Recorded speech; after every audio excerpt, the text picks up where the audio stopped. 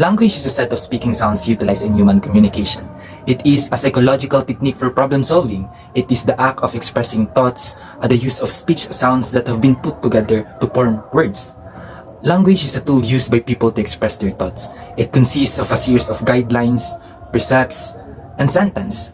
People can convey their thoughts, feelings, abilities, knowledge, and more through language. Language should be easy to speak or write.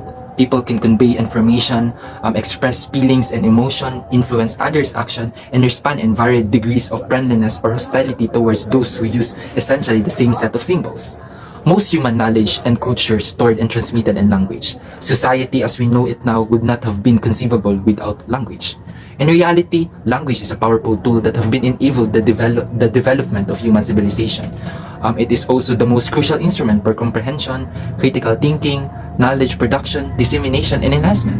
Language is now an essential component of human life. Without language, there is nothing we can think of. Good morning, Ma'am Elenita Corteza. Before anything else, I would like to introduce myself. I am Aljeyo Vilumugdang, but you can call me Yong or Jong for short. So this is my video presentation. Let me start on a structural view. Grammar and vocabulary structural rules are tied up to structural conceptions of language. According to this perspective, language functions as a system of structurally connected components. For the communication of meaning, these elements are frequently defined in structural views, like phonemes, grammatical units, phrases, sentences, and clauses, grammatical operations like adding, shifting, joining, or altering pieces, and lexical items like function of words and structure of words. Eventually, in accordance with these viewpoints, we can describe language as a linguistic system made up of a multiple subsystem ranging from phonological, morphological, lexical, and sentence level system. There are a limited numbers of the structural elements in each language. In order to be able to understand and speak a language, one must learn a certain structural components, underlying structural norms in all languages, and allows meaningful communication. Example of structural views of language: when we want to learn a second language like English, then first we focus on structural parts. For example, vocabulary, phrases, sentences, and grammatical rules, etc. If we don't learn these things, then we can't learn that language, how a language develops. We can learn by the structural views of the language. So for a proper language, structural view is the first view of a language. The second is the functional views of language. Functional perspective consider language as both a linguistic system and a tool for accomplishing tasks. The majority of language you use on a daily basis is used for functional purposes like offering, proposing, counseling, apologizing, etc. As a result, language learners study a language to interact. Learning how to blend grammatical rules and vocabulary to represent ideas that fulfill functions is essential for learners. It shows communication skills. This means that we utilize language to express ourselves and communicate with one another. According to this idea of language, the purpose of special functions of our actual words is self-expression. Example of functional views of language: we can learn a language through using it for specific purposes. We can use language as a functional way and learn the language, and language linguistic system are important, but it is also important to use in real life. When a man goes abroad, then he can follow the functional views because it helps him the most to learn that language easily is a shorter time. The third is interactional views of language. Language from an interactional viewpoint, language is seen as a tool for communication, with its primary function being the development and maintenance of social relationships. Hence, learners not only need to grasp the syntax and vocabulary of the language, but also need to know the rules for employing them in a full variety of communicative contexts, because it reflects both cultural and linguistic conventions. Interactional language is being used by multilingual students, chatting before a lesson. Aspects of both the behavioral and linguistic theories of language acquisitions are included in this model, which was created in reaction to both. According to social interaction theory, language emerged as a result of its role in social communication. English has many slang words, but we are unable to use them in conversation. This is example of an interactional views of language, because it reflects the language conventions and the cultures. We are familiar with the language vocabulary, idioms, sentences, grammar rules, and other aspects, but we are also need to understand how to utilize it correctly. It is important to follow the norms of grammar, which are based on how people communicate. As a result, it is a very pertinent topic for world languages.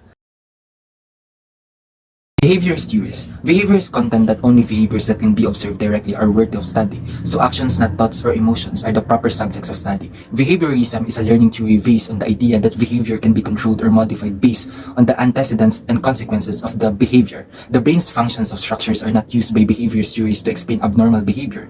All human behavior is assumed to be learned, and behaviorists hold that all learned behaviors can also be unlearned and replaced by new behaviors. That is, when a behavior becomes acceptable, it can be replaced by acceptable one. Instead, it is posits that all behavior is learned habits and attempts to explain how these habits are formed. This learning theory's rewarded response is a crucial component. To facilitate learning, the desired reaction needs to be rewarded. Cognitive theory. The goal of cognitive theory is to comprehend human learning, socialization, and behavior by examining the inner workings of the brain. Cognitive theories are interested in learning of how individuals process information. According to this cognitive theory, the human mind functions like a computer that continuously processes and encodes data. According to cognitive theory also, a person's mind will consult previous schema, internal frameworks made by memories. When they are presented with stimuli in order to make sense of it, the brain will draw on earlier schemas to aid interpreting new information if it is unfamiliar. The mind will either encode new information as it comes and look for a memory that already holds the information when it already receives it. The third is the Constructivist Theory. Constructivism is a crucial learning philosophy that is part of its mandate to aid individuals in learning. Constructivism is founded of the notion that people actively create or construct their own knowledge, and that your experiences as a learner shape your perceptions of the world. In essence, students build on their prior knowledge with new information by using it as a foundation, so each person's learning is unique to their own experiences. Social constructivist theories. According to social constructivism, all knowledge is created through language, use, and social interactions, making it a shared rather than a private experience. Also, knowledge is produced via a variety of social processes and interactions rather than simply by viewing the outside world. So we discover that constructivist learning gives the learning process just as much significance as the acquisitions of new knowledge. The learner must actively engage in creative activities and self-organization as part of the learning process. In other words, the journey is just as important as the destination itself.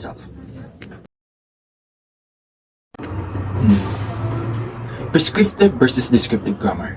The major distinctions between descriptive and prescriptive grammar is that descriptive grammar describes how the language is used, but descriptive grammar outlines how speakers should use the language. Let me start on descriptive.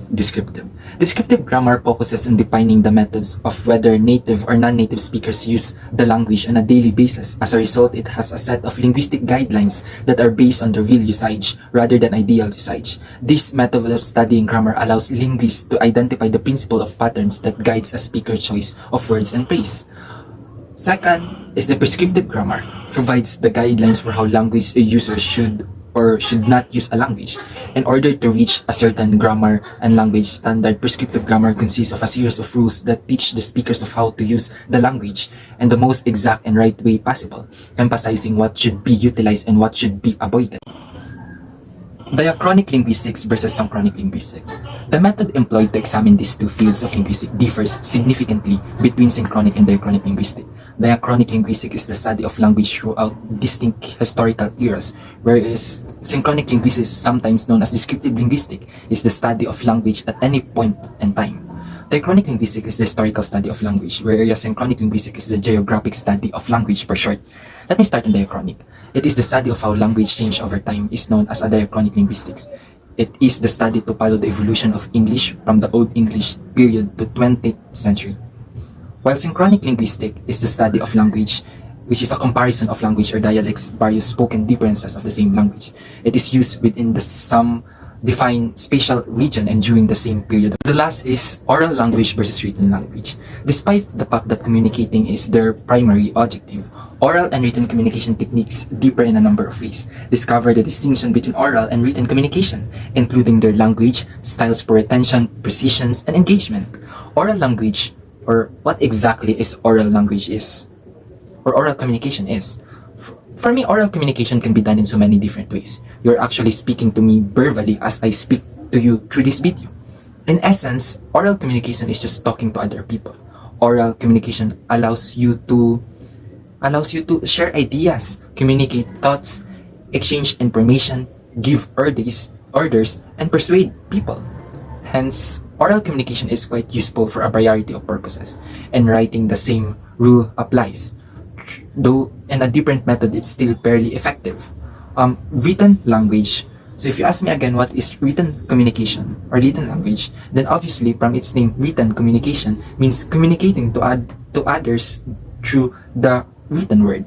This can be done in many ways, like email, text messaging, newspaper, magazines, etc. The list keeps going forever. So you'd think that the main difference between oral and written communication would be as evident, but there are amount of differences, so dissimilarities that we will learn next. So oral communication is essentially just talking to other people. To sum it up, on the other hand, written communication refers to the verbal communication with others.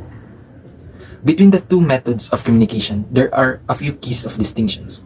The written word has a stronger sense of precision, while oral communication, in contrast, make it much simpler to guide and redirect audience involvement.